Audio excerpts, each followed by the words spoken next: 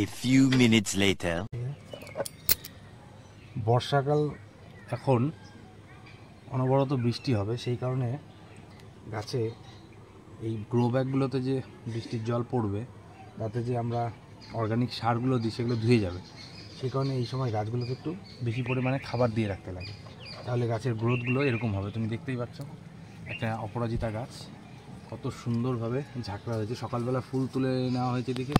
দেখো ফুলের কুড়িগুলো কত বড় বড় সাইজ ফুলের কুড়ির, ঠিক আছে? প্রত্যেকটা গাছে এরকম কুড়ি আসে।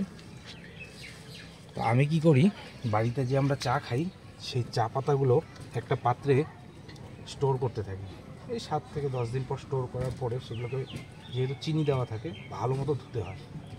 ধোয়ার পরে একটা রোদ দিলেই এরকম একদম সফট, দেখতে পাচ্ছ, একদম সফট, মানে সেরা সার যেটা, সেই সেরা সার হয়ে যায় যে কোনো গাছের ক্ষেত্রে। এই সারটা খুব, এই যে একটুখানি এরকমভাবে নিড়ে একটু খুঁড়বো, খোঁড়া হয়ে গেলে জাস্ট, গাছটা যখন বসিয়েছিলাম তখন একটা ডাল ছিল, এখন আমি শর্টিং করার জন্য এইভাবে কেটে দিই। এখন দেখো কত সুন্দর হয়েছে। একটুখানি, বেশি লাগবে না, এই একটুখানি চা পাতা প্রত্যেকটা গাছের। আর একটু ড্রাই হলে একদম ঝুরঝুরা হতো। তো বৃষ্টি, এখন রোদ্র নেই দিকে আমি আর এটাকে শুকাই নিই, দু রোদ দিয়েছিলাম। এই হচ্ছে গাছের এখনকার সময়ের খাবার। অনেকেই আমাকে বলছে যে কি কি দাও গাছের সার। আমি সেরকম রাসায়নিক সার ব্যবহার করি না, আমি বেশিরভাগই এই বাড়ির হোমমেড বানানো যে সারগুলো।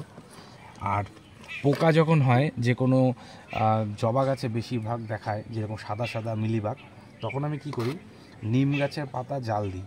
নিম গাছের পাতা জাল দিয়ে সেটাকে স্প্রে বোতলে দিই, আর তার সাথে একটু হলুদ, রান্নাঘরের যে হলুদ মিশিয়ে পুরো স্প্রে করে দিই। প্রত্যেকটা মানে পাতাতে সেই পোকাও চলে যায়, আর গাছের ক্ষেত্রে সুবিধাও হয়, আরও ভালো হয়। যাই হোক, তোমরা দেখো ভিডিওটা।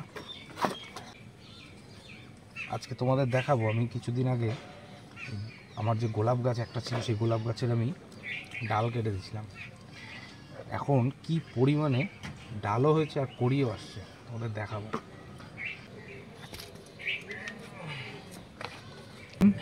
বর্ষার সিজন, ডাল ছেড়ে দেওয়ার পরে প্রচুর পরিমাণে নতুন কুশি গজাচ্ছে।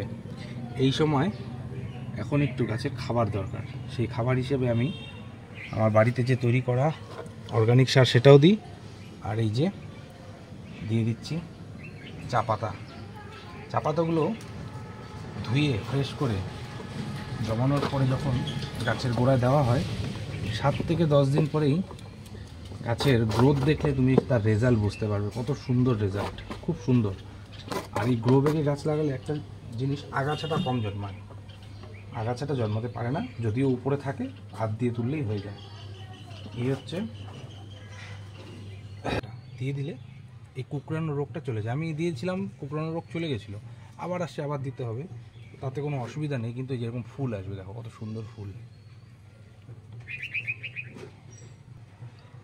আর বোম্বে লঙ্কা, বোম্বে, এই বোম্বে লঙ্কা এখানে আছে, এখানে আছে, এই যে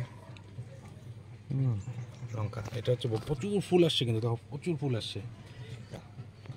এটা হচ্ছে চুয়াপাড়ার লঙ্কা, সব সময় গাছে লঙ্কা থাকবেই।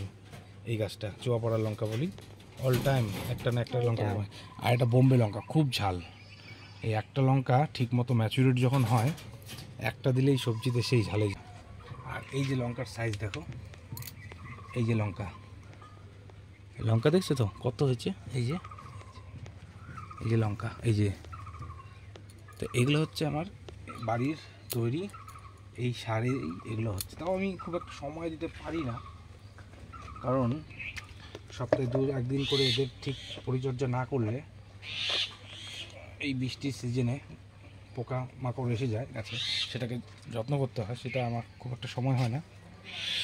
একটা দুটো কুড়ি কাটছিলাম, ডাল কাটছিলাম, এখন কতগুলো কুড়ি আসছে দেখছো, এই যে একটা কুড়ি, এই যে দুটা, আরও এই যে একটা ছোট। এই গোলাপ গাছে যত ডাল কাটা যায় তত তার গ্রোথটা খুব সুন্দর হয়, আর ডালগুলো খুব ভালোভাবে মোটা সোটা হয়ে আবার কুড়ি দেয়। বেলি ফুলের গাছে দেখো কুড়ি চলে আসছে। বেলি ফুলের গাছের গোড়াতেও সবসময় একটা ময়েশ্চারাইজ ভাব রাখতে লাগে, সেজন্যই এখানে রাখা। হুম